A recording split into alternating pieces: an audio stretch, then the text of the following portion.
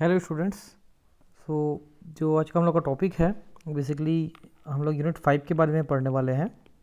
Unit 5 है हमारा optimal reception of digital data, optimal reception of digital signal और digital data. Okay, so what is the meaning of optimal reception? Actually optimal reception का क्या मतलब है? तो optimal का मतलब होता है बेस्ट। जो भी आसपास जो हमारे पास कंडीशन है उसमें सबसे ज़्यादा जो बेस्ट कंडीशन हमको लेके जाना है। ओके, तो ऑप्टिमल रिसेप्शन का मतलब होता है ऐसा रिसेप्शन जिसमें सबसे कम एरर आए। ठीक है, सो हम लोग इसमें क्या करेंगे, काफ़ी सारी 2 या 3 टाइप के हम लोग रिसीवर पढ़ेंगे और जो रिसीवर सबसे कम एरर प्रोड्यूस करेगा वो हमारा ऑप्टिमल रिसीवर कहलाएगा। एंड एक रिसीवर को बेस्ट रिसीवर होने के लिए, best receiver in the sense जो कम से कम एरर दे उसको हम लोग बोलेंगे बेस्ट रिसीवर।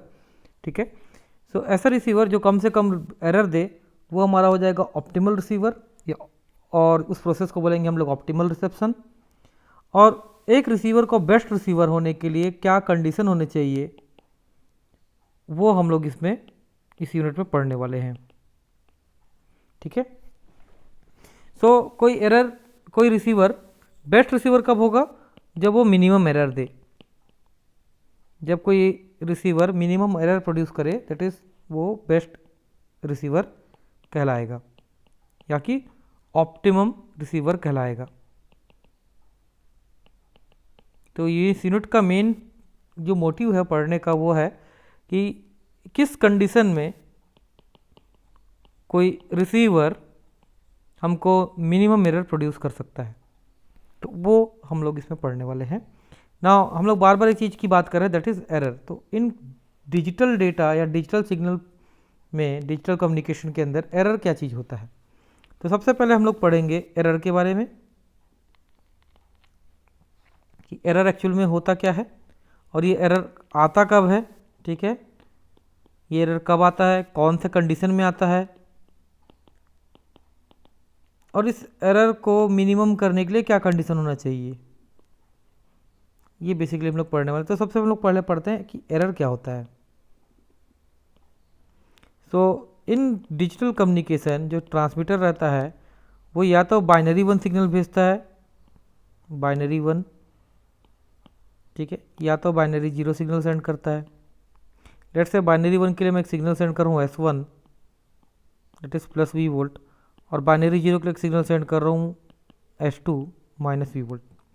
तो बाइनरी 1 के लिए हम लोग ये सिग्नल सेंड कर रहा है और बाइनरी 0 के लिए ये वाला सिग्नल सेंड कर रहा है। ठीक है, लेट्स एस कंसिडर हम लोग ये बाइनरी 1 सिग्नल सेंड करते हैं। अब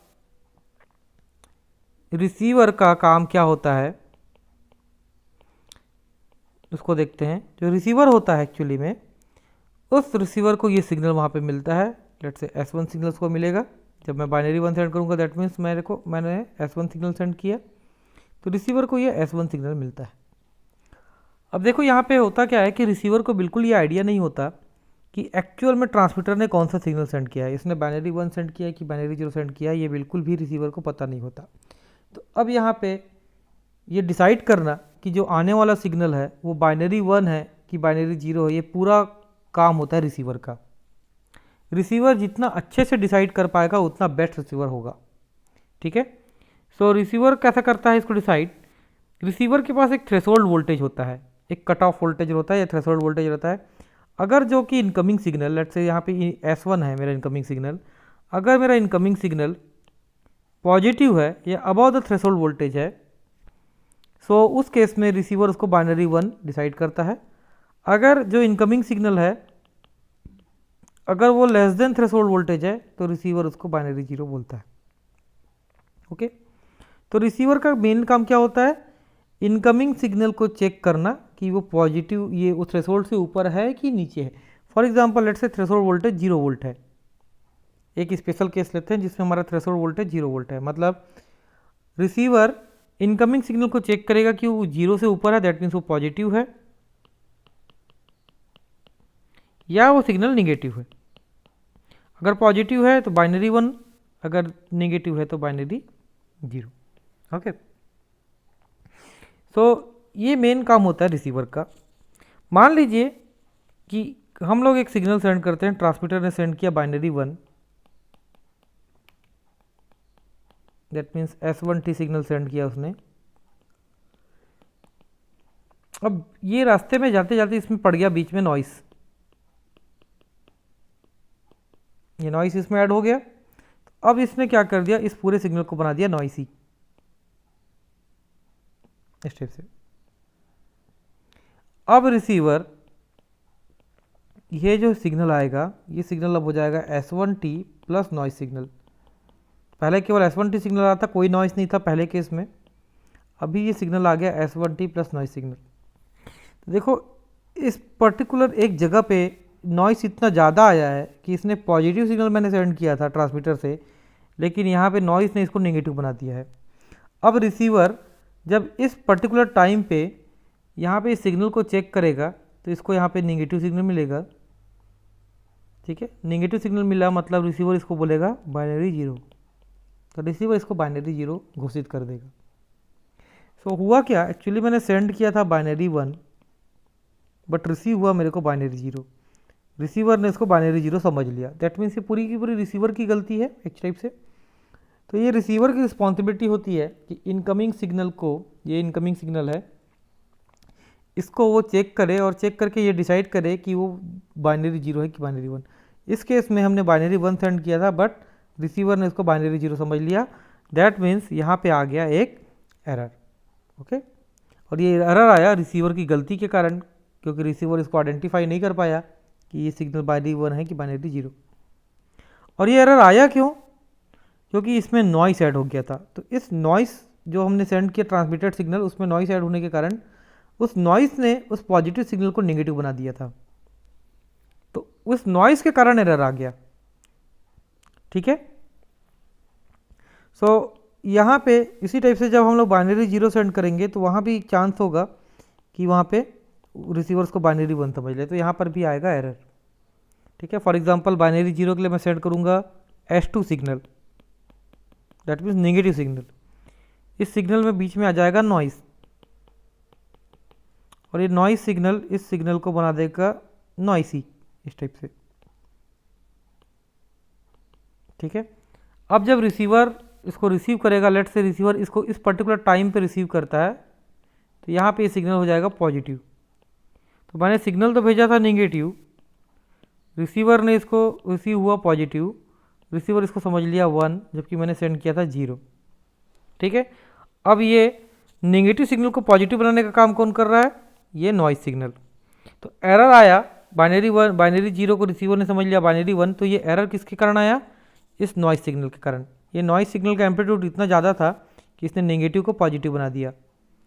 ठीक है, तो यहाँ पे दो फैक्टर रहता है, एक तो नॉइस सिग्नल और एक तो रिसीवर, जो कि एरर प्रोड्यूस कर सकते हैं।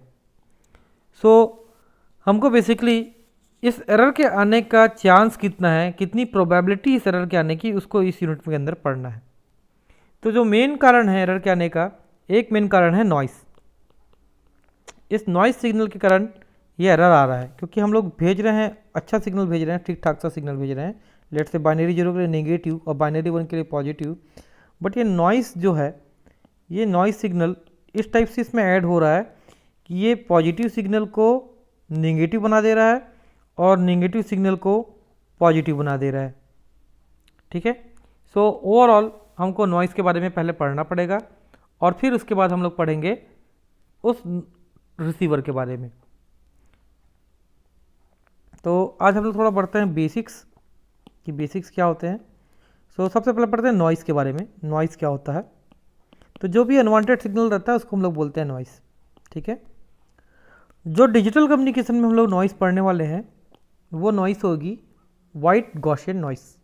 अब ये वाइट गॉसियन नॉइस क्या होती है, सो वाइट गॉसियन नॉइस का डेफिनेशन अगर हम लोग बोलें तो इसका जो पावर स्पेक्ट्रल डेंसिटी होता है वो यूनिफॉर्म होता है for entire range of frequency. ठीक है, पावर स्पेक्ट्रल डेंसिटी क्या शो करता है कि पर्टिकुलर सिग्नल में कौन कौन से फ्रीक्वेंसी कंपोनेंट मौजूद हैं। तो इसमें आप देखो, इस पर्टिकुलर नॉइस में हर टाइप का फ्रीक्वेंसी कंपोनेंट मौजूद है। कुछ नॉइस होते हैं हाई फ्रीक्वेंसी नॉइस, कुछ नॉइस होते हैं लो फ्रीक्वेंसी नॉइस। जब हम लोग एक सिग्नल को ट्रांसमिट करते हैं तो हम लोग जब हाई फ्रीक्वेंसी सिग्नल ट्रांसमिट करते हैं तो हाई फ्रीक्वेंसी नॉइस केवल हाई फ्रीक्वेंसी वाले सिग्नल को ही अफेक्ट करते हैं और लो फ्रीक्वेंसी वाले सिग्नल में वो कोई भी इफेक्ट नहीं करते। कुछ ऐसे सिग्नल होते हैं जो केवल लो फ्रीक्वेंसी वाले सिग्नल को ही अफेक्ट करते हैं, उसको हम लोग लो फ्रीक्वेंसी नॉइस होते हैं बोलते हैं। ठीक है, मतलब पर्टिकुलर कुछ नॉइस होंगे जो केवल हाई फ्रीक्वेंसी वाले सिग्नल में आएंगे, पर्टिकुलर कुछ नॉइस होंगे जो कि केवल लो फ्रीक्वेंसी वाले सिग्नल में ही आएंगे। लेकिन वाइट नॉइस या गॉसियन नॉइस एक ऐसा नॉइस है जो कि पूरे किसी भी सिग्नल में, चाहे कोई भी फ्रीक्वेंसी का सिग्नल हो, उसमें एक समान आएगा।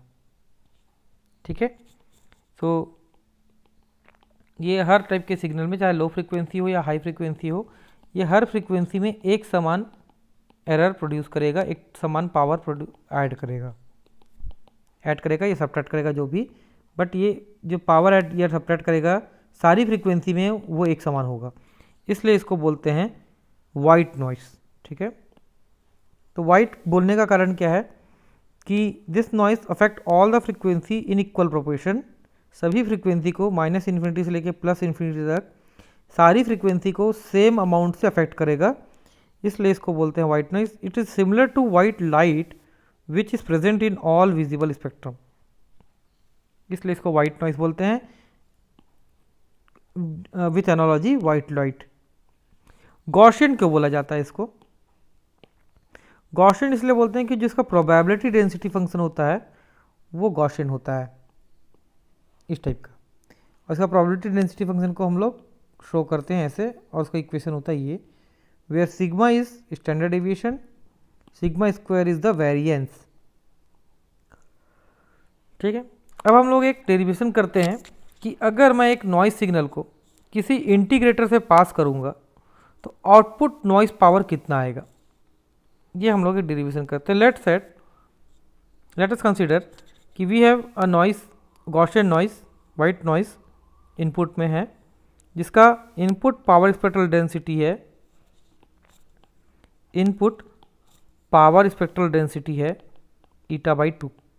ठीक है, एक वाइट नॉइस है। अब उसको मैं एक सिस्टम से यानी कि एक इंटीग्रेटर से पास कर रहा हूं,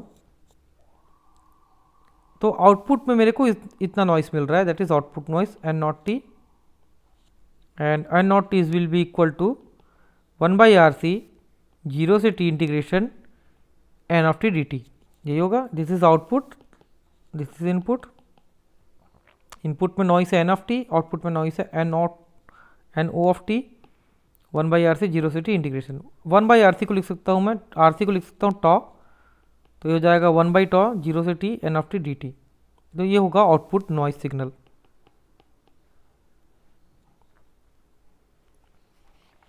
सो इनपुट नॉइस को मैं बोल रहा हूँ कि जो इनपुट नॉइस है, दैट मीन्स ये वाला noise, this input noise N of T is a white noise and this power spectral density is given by this. ठीक है, जो इंटीग्रेटर है, ये इंटीग्रेटर, इस इंटीग्रेटर का ट्रांसफर फंक्शन होता है इतना, H of F is equal to this, ये इंटीग्रेटर का ट्रांसफर फंक्शन होता है। ठीक, इसको थोड़ा सा हम लोग मॉडिफाई करके लिखते हैं। सो इसमें क्या कर रहे हैं हम लोग, देखते जाइए। सबसे पहले इसमें जो जे ओमेगा टॉ है इसको कॉमन ले लेते हैं, ये कॉमन ले लिया, तो अंदर में क्या बचा, 1 minus E to the power minus J omega T. ये क्या कर रहा हूँ मैं, इंटीग्रेटर का ट्रांसफर फंक्शन को मॉडिफाई कर रहा हूँ। This is the transfer function of integrator. तो 1/j omega tau bracket 1 minus E to power minus J omega t. अब इसको हम लोग ऐसा लिख सकते हैं, यहाँ से e to the power minus J omega टी/2 कॉमन ले लो, इस इक्वेशन से e to the power minus J omega टी/2 कॉमन ले लो, या ये बोल सकते हो कि ई टू द पावर, इस इक्वेशन में e to the power j omega टी/2 मल्टीप्लाई करो और e to power j omega टी/2 डिवाइड करो। सो ये करने से ये e to power minus J omega टी/2 ये आ जाएगा, multiply with e to power j omega t and divide by e to power j omega टी/2। इस इक्वेशन को e to power j omega टी/2 से मल्टीप्लाई करो और एक बार e to power j omega टी/2 से डिवाइड करो। सो ऐसा करने से देखो ये इक्वेशन बनेगा ऐसा। ठीक है। So this is the equation 1/j tau bracket e⁻j⁻t/2 minus e⁻j⁻t/2 bracket close e⁻j⁻t/2। ठीक है। अब देखो इसमें क्या कर रहा हूँ मैं, ये वाला टर्म को यहाँ पे लिखा हूँ। तो यहाँ पे देखो, यहाँ पे मैं कैपिटल टी का मल्टीप्लाई किया हूँ और कैपिटल टी से डिवाइड किया हूँ। ये j tau में capital T multiply and capital T divide, ठीक। और इस टर्म को मैं इसके साथ लिख रहा हूँ यहाँ पे। सो ये इक्वेशन बन जाएगा ऐसा, e⁻j⁻t/2 minus e⁻j⁻t/2 divide by, यहाँ पे j⁻t था, यहाँ से देखो इस इक्वेशन में j⁻t था, इसमें मैं क्या किया, 2 मल्टीप्लाई किया और 2 डिवाइड किया, तो इक्वेशन बन गया ऐसा 2j⁻t/2। और ये वाला जो टर्म था इसको मैं यहाँ पे लिख दिया हूँ ऐसा। तो ये इक्वेशन बन जाएगा इस टाइप से। नाउ दिस टर्म, इस कंप्लीट टर्म, ये 2j इतना जो टर्म है ये हो जाएगा sine theta, e⁻j minus e⁻j divide by 2j होता है साइन थीटा। तो दिस यहाँ पे थीटा की जगह पे इतना टर्म है, ठीक है। e⁻j minus e⁻j divide by 2j, तो साइन थीटा, और थीटा की जगह पे क्या है, ω/t/2, तो sine theta divide by ω/t/2 this term into इतना टर्म, ये टर्म, ठीक है। This is transfer function of integrator. अब मैं इसको काम करते हैं, इसका मॉड लेके स्क्वायर कर देते हैं। इसका मॉड लिया, स्क्वायर कर दिया, तो मॉड ले लो और स्क्वायर कर दो इस पूरे टर्म का। तो इसका स्क्वायर हो गया, इसका स्क्वायर हो गया, सेकंड टर्म का, फर्स्ट टर्म का स्क्वायर, सेकंड टर्म का स्क्वायर, और इस टर्म का मॉड जब लेंगे, मॉड ऑफ स्क्वायर, तो मॉड ऑफ e⁻j जो होता है इट्स ऑलवेज इक्वल टू 1, ये टर्म हो जाएगा 1, ठीक है। इतना पता होगा, mod of e⁻j theta equal to होता है 1, सो इसकी वैल्यू हो जाएगी 1। So mod of h of f का स्क्वायर हो जाएगा इतना, ठीक है। This is transfer function of integrator. अब इतना क्यों किए, देखो क्या कर रहा हूँ मैं एक्चुअली में, हम लोग का इनपुट नॉइस है ये n(t) उसको मैं पास कर रहा हूँ एक इंटीग्रेटर से, और आउटपुट नॉइस है इतना। सो बेसिकली हम लोग क्या कर रहे हैं, इसको यहाँ पे बनाता हूँ मैं,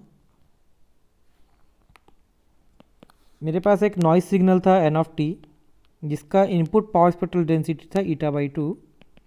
इस नॉइस सिग्नल को मैं पास किया एक इंटीग्रेटर से जिसका ट्रांसफर फंक्शन है h ऑफ f। तो आउटपुट में जो सिग्नल मिला वो मिला ये आउटपुट नॉइस सिग्नल। मेरे को आउटपुट नॉइस सिग्नल का पावर स्पेक्ट्रल डेंसिटी चाहिए और आउटपुट नॉइस सिग्नल का पावर चाहिए, आउटपुट नॉइस पावर। तो मेरे को दो चीज़ चाहिए, आउटपुट नॉइस सिग्नल का पावर स्पेक्ट्रल डेंसिटी और आउटपुट नॉइस सिग्नल का पावर, ठीक है। सो ये इनपुट नॉइस है, ये आउटपुट नॉइस है, ये इनपुट पावर स्पेक्ट्रल डेंसिटी है, ये आउटपुट पावर स्पेक्ट्रल डेंसिटी है। इसको हम लोग लिखते हैं Sn of f, output power spectral density, okay. So output power spectral density, output power spectral density is equal to होता है सिस्टम का ट्रांसफर फंक्शन, यहाँ पे सिस्टम यानी कि इंटीग्रेटर, इंटीग्रेटर का ट्रांसफर फंक्शन का मॉड का स्क्वायर इनटू इनपुट सिग्नल का पावर स्पेक्ट्रल डेंसिटी, ये होता है, ठीक है। इसीलिए मैंने इस सिस्टम का ट्रांसफर फंक्शन फाइंड किया, इस कंप्लीट सिस्टम का ट्रांसफर फंक्शन मैंने फाइंड किया था इंटीग्रेटर का। इस इंटीग्रेटर का जो इनपुट है वो नॉइस सिग्नल है और आउटपुट भी एक नॉइस सिग्नल है, ओके। मेरे को इनपुट नॉइस सिग्नल के बारे में तो सब पता है कि उसका पावर स्पेक्ट्रल डेंसिटी कितना है, सब कुछ। मेरे को आउटपुट नॉइस सिग्नल का पावर स्पेक्ट्रल डेंसिटी फाइंड करना है। So output power spectral density is equal to, ये इक्वेशन होता है, ठीक। Now again come to the point कि output power spectral density is equal to mod of h of f का square into input power spectral density. तो output power spectral density को मैं लिख रहा हूँ इस टाइप से, Sn of f, mod of h of f का स्क्वायर हमने ये निकाल लिया है, उसको हम यहाँ पे रख देते हैं इक्वेशन में। इनपुट पावर स्पेक्ट्रल डेंसिटी ये गिवन है क्वेश्चन में, η/2, ठीक ठीक है, इनपुट पावर स्पेक्ट्रल डेंसिटी दिया है ये η/2, तो ये हमने ये रख दिया। सो this is the output power spectral density, output noise का पावर स्पेक्ट्रल डेंसिटी। मेरे को अब आउटपुट नॉइस का पावर चाहिए, ये जो आउटपुट नॉइस आया था इसका आउटपुट नॉइस पावर कैलकुलेट करना है। आउटपुट नॉइस का पावर इज इक्वल टू, उसको मैं लिख रहा हूँ ऐसे, ठीक है, ऐसे डिनोट करते हैं आउटपुट नॉइस के पावर को, या उसको लिखते हैं sigma square. Sigma square is also denote represent output noise power. इसका वैल्यू होता है -∞ to +∞ integration output power spectral density DF, ये होता है output noise power. Power is equal to actually में होता है power, output power is equal to integration output power spectral density DF, ये फार्मूला होता है आउटपुट पावर का या कोई भी पावर का। पावर इज इक्वल टू होता है integration power spectral density DF, this is the formula, ठीक है। So output power is equal to हो जाएगा output noise power output power spectral density DF integration. So ये वैल्यू निकल गई क्वेश्चन नंबर 2 से, क्वेश्चन नंबर 2 से इसकी वैल्यू रख देंगे, इसकी value. So output noise power is equal to, ये S0F की वैल्यू है जो कि क्वेश्चन नंबर 2 से आई है, ये पूरी वैल्यू ये रख दिया। अब इसमें आप देखिए ये चीज़ जो है वो कांस्टेंट है, ये भी कांस्टेंट है, तो ये सब इंटीग्रेशन से बाहर आ जाएगी, तो इंटीग्रेशन से बाहर कर दिया मैंने इसको। ये हो जाएगा -∞ to ∞ sin π(f)t divide by π(f)t का होल स्क्वायर। मैं यहाँ पे वेरिएबल ट्रांसफॉर्मेशन कर रहा हूँ, π(f)t को ले रहा हूँ x, तो π(f)t को मैं ले रहा हूँ x, तो f को ले लिया x/πt और f इज इक्वल टू इतना हो जाएगा, तो df is equal to dx, तो यहाँ सामने में d लगा दो बस सिंपल, तो df इज इक्वल टू इतना, ठीक है। तो f इज इक्वल टू इतना, तो df इज इक्वल टू इतना, तो df की वैल्यू आ गई, f की वैल्यू आ गई। अब यहाँ पे ये सब वैल्यू रख दो, तो π(f)t की जगह पे रखेंगे अपन x, तो π(f)t की जगह पे रख दिया x, df की जगह पे रखेंगे अपन ये वैल्यू, df की जगह पे ये वैल्यू रखेंगे dx/πt, ठीक है। तो यहाँ से π(f)t को कॉमन ले लिया मैंने, π(f)t बाहर आ गया, ये टर्म बाहर लिख लो। अब देखो -∞ to +∞, this term -∞ to +∞ sin x/x का होल स्क्वायर dx, ये होता है पाई, इस पूरे की वैल्यू होती है पाई, इतनी की वैल्यू हो जाएगी पाई। तो जो कंप्लीट इक्वेशन बनेगा वो बनेगा इतना, इसकी वैल्यू हो जाएगी पाई, तो ये पाई और ये पाई कैंसिल हो जाएगा, तो output noise power will be this. तो ये इक्वेशन हमारे काम का है कि जब कोई नॉइस सिग्नल, एक गॉसियन नॉइस को मैं किसी इंटीग्रेटर से पास करता हूँ, तो आउटपुट जो नॉइस आता है उसका पावर इतना होता है, ठीक है। तो कंक्लूजन इज दैट कि कोई नॉइस सिग्नल है, if I am passing any white noise, white Gaussian noise, white Gaussian noise को हम लोग पास करेंगे एक इंटीग्रेटर से, तो जो आउटपुट नॉइस सिग्नल होगा उस आउटपुट नॉइस सिग्नल का पावर, उस आउटपुट नॉइस सिग्नल का पावर वो आएगा ηt/2 tau स्क्वायर, ठीक है। So this is the main conclusion of this video. So अब नेक्स्ट क्लास में हम लोग बेसिकली बात करेंगे बेसबैंड सिग्नल रिसीवर और इंटीग्रेटर एंड डंप रिसीवर के बारे में, तो इसको नेक्स्ट क्लास में करते हैं।